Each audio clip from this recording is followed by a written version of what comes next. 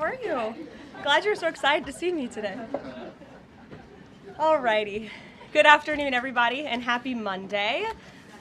Let's get to it, and we'll begin with a few scheduling announcements today.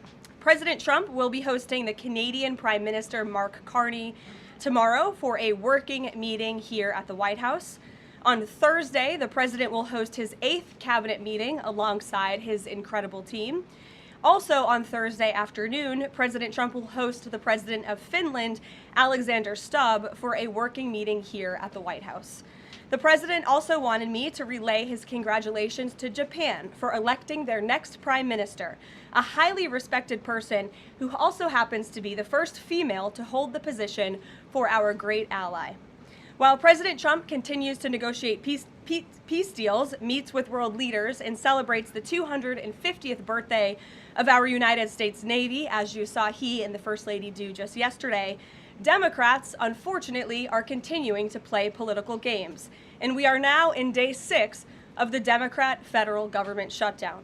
Millions of American federal workers are under enormous financial stress as a result, wondering how they will pay their bills and take care of their families. If the Democrats do not vote to open the government tonight, federal workers will not receive their next full paycheck. Additionally, the special supplemental nutrition program for women, infants, and children will run out of federal money very soon. This program provides vouchers to buy infant formula, fresh fruits and vegetables, and other healthy foods for low-income families. It can be easily fully funded if Democrats simply vote tonight to reopen the government. Also, our incredible military service members who risk their lives to preserve and defend our country are now working without pay and will miss their next paychecks if this Democrat shutdown does not end tonight. The Republican-backed clean and nonpartisan funding bill fully funds this important food aid program, gets our troops paid, and reopens the government. So all of this begs the question, what is the Democrat ongoing shutdown truly about? The sad truth, we believe, is that the Democrats intentionally shut down the government and are inflicting this pain on American citizens to try and demand free health care for illegal aliens. Of course, this is an indefensible and truly radical policy to be in favor of, let alone to use as the primary reason to shut down the United States government. So the Democrats and their allies are desperately lying about their true motivations. We have to set the record straight with the facts so the American people understand what's really at play here. House Republicans passed a clean and nonpartisan funding bill to keep the government open and ensure our troops and other hardworking Americans are paid. Every single House Democrat except one voted against this clean and nonpartisan funding bill. Senate Republicans have subsequently tried to pass this same clean funding bill 4 separate times, and they will do so again tonight, to fully pass it to be sent to the president's desk for signature. And the president is ready to sign this bill to reopen the government as soon as it is sent to his desk. Yet every single Senate Democrat except 3 have voted against this clean and nonpartisan funding bill. The Democrats' current position is that the only way the American government can reopen is if illegal aliens can get free health care. Don't take my word for it, just look at what's inside of the Democrats' proposal to reopen the government. Their funding proposal would result in nearly $200 billion spent on health care for illegal aliens and other non-citizens over the next decade. To put this in perspective, $200 billion is enough money to fund the entire children's health insurance program, which provides health insurance to low-income children and women.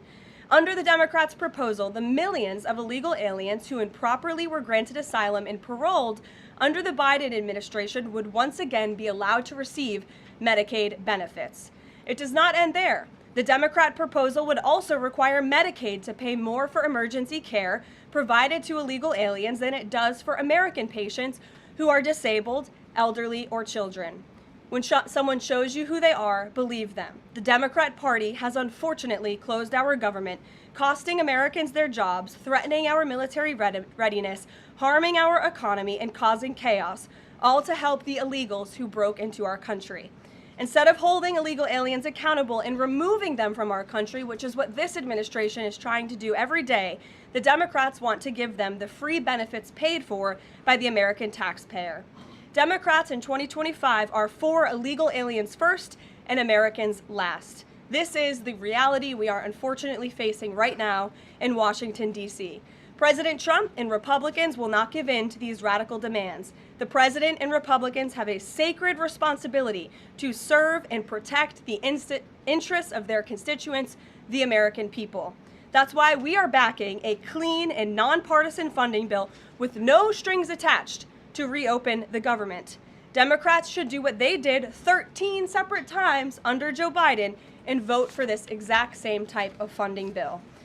Now the Senate will vote tonight for the 5th time to reopen the government on the 6th day of this shutdown. All we need are an additional 5 Democrat senators to end this madness and vote for the clean funding bill to reopen the government. If you are an American watching at home right now, call your Democrat senators and tell them to do the right thing and end this shutdown. With that, I will take your questions. Here in our new media seat today, we have Elizabeth Mitchell from the Daily Signal. Elizabeth, thanks for being here, and please kick us off. Thank you for having me. I have 2 questions. First, President Trump told reporters yesterday that firings of federal employees are taking place right now. In which departments have people already been fired from their federal jobs due to the shutdown?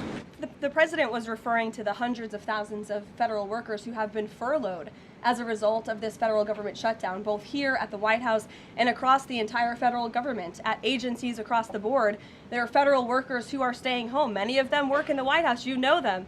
Some of them sit just behind me at those desks. They are unable to show up to work right now because the Democrats chose to shut the government down. And so we're already, unfortunately, seeing the consequence of this. And then, of course, the Office of Management and Budget is continuing to work with agencies on who, unfortunately, is going to have to be laid off if this shutdown continues. And Secretary Robert F. Kennedy Jr. said the FDA was required by federal law to approve the new abortion pill last week. Is the administration considering steps to undo this in light of requests from pro-life Congress members and organizations? I think Secretary Kennedy and the Department of Health and Human Services, as I addressed in the briefing last week, were following the law, and we will continue to do so. As I said last week as well, it's not an endorsement of this drug by any means. It's just a law that they were following. Jennifer. We heard you say that you want people to call their Democratic senators. Is the president calling Democratic senators himself? Can you say what he's doing today to resolve the shutdown? Yep, I was just in the Oval Office. He was on the phone with Speaker Johnson. He's also spoken with the Senate Majority Leader, who are in touch with, of course, moderate Democrats and Democrats across the board, who we understand hopefully want to do the right thing by their constituents to reopen the government. So the president is being kept very well apprised of the ongoing shutdown on Capitol Hill. And of course, his position is very clear. There's nothing to negotiate, just reopen the government, and then we can talk about all the important issues facing our country. So he hasn't called specific members of Congress? Not to my knowledge.